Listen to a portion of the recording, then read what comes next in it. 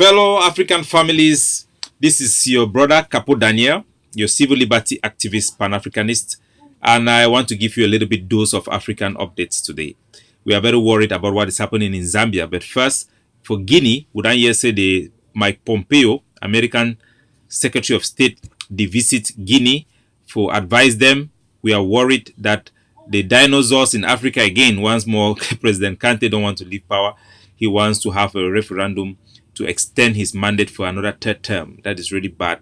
Every generation of Africans have the right and the God-given potential to have a say in the future of their country. And we believe that all those old presidents, the dinosaurs, President Paul Biya, Museveni, they have to go and make way for development in Africa. And the key for which I want to come today, now what did happen for Zambia? You know, in Zambia, the Chinese government is taking control of that country. They have defaulted on their loan that they borrowed money from China, and they cannot pay back the money. So the Chinese government then take over the electrical grid. So China will be producing electricity, determining the price for electricity in Zambia. They are basically taking control of that country. The same thing is happening with the Zambia, how do they call this, their TV station, and their national TV network have been taken over by the Chinese because they have borrowed money and they cannot pay. Chinese is having a foothold in Africa and not for Africa. And the problem is that we in Africa, we don't have a sense of entitlement because we are functioning in government and constitutions that were made by people in Europe, the colonial system for them. And we are speaking in language that is not ours. If you are in a country and you are speaking English, not just English, Pidgin Standard English. I prefer we speak Swahili, Zulu, and all those languages, and I advocate for Pidgin English because this is an English that has been fashioned to suit our environment and our tongue. Because us Africans, we don't speak like the white people. You can look in Jamaica, they cannot speak like white people. In Haiti, even in America, we have a unique way of speaking. We speak in rhymes, and that is how we should speak. Every time you speak the British standard, using the British Cambridge or the Oxford, you are living by somebody else's standard, and you always have something to learn to them. You have nothing to teach them. We have to take control of our countries. Our national resources are supposed to be a source of our investment, our primary investment for our future, for our economy to develop our land. But because we have been cut off, 95% of our population have been cut off from political engagement. They debate in a language that most of the people do not hear. They do not speak. How can you express yourself? It has retarded our development in science and technology. I will encourage Africans to go back to our root, to speak our local languages, and where we have to speak English language, it should be a second language.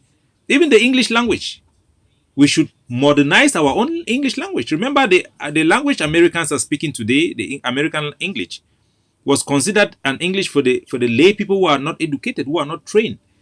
So there is nothing wrong in us Africans standardizing our own language, even our own English. Have a Ugandan English, have a South African English, have a Zimbabwe English, have Pidgin English. For those of us in West Africa, in Nigeria, Ghana, Sierra Leone, Liberia, let us speak our Pidgin English. Let's learn African languages that are fashioned after our own basic nature. We must go back to our roots. We must educate ourselves. We must embrace homegrown knowledge. Stop electing politicians who live in cities to solve problems that are in rural areas. Stop worshipping those who are in the diaspora. You think that somehow because they live in the white man's land, they are going to help you. They are not going to help you. We must rely in local-based education, local-based knowledge. We must respect our farmers. We must respect those who do the basics of our economy, and we must strengthen them. Once we start taking back our narrative, our education, our economy, our government will start to be a government that is going to be investing in the primary economy of the private sector to empower our people, make sure there are loans that are available to the people, and not providing money for misappropriation and embezzlement that end up in the diaspora. You choose people who put on suits and behave like white people and speak like white people, and what do you expect? They carry your money and put in white people's bank. Better choose leaders who are from within you, like Bobby Wine, people who speak like you, who talk like you, and they will know your problem, and they know the type of land train you use to go to toilet. They are going to fix your road. They are going to develop you because they come from Africa. If I am in Africa, if I have to make a choice, I will choose my parliamentarians to be people who have never traveled. If you are in the village, stop voting for people who are resident in the urban areas.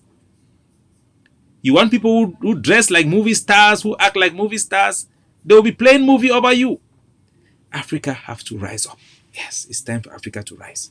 And we rise is by taking control, making sure that our economy reflects us, our language reflects us, our country reflects our needs. So have a good day, everybody. God bless you, and we hope and we pray for a united state of Africa. This is our dream, a dream of this generation, a never again generation, to ensure that the various African states should merge together and form one powerful African nation, to develop a constitution and a standard that is going to guarantee the respect of the human dignity of every black African, no matter where you are. God bless you. Capo Daniel. Cheers.